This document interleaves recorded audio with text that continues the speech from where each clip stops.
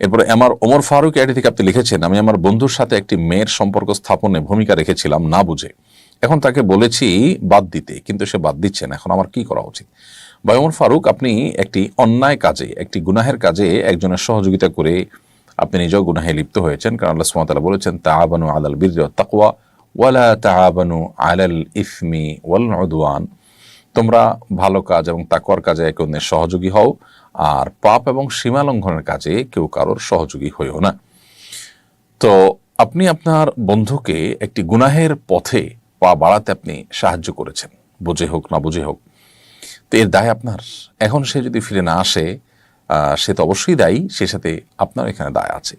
আপনি তাকে ফেরাবার জন্য সর্বাত্মক প্রচেষ্টা, নানামুখী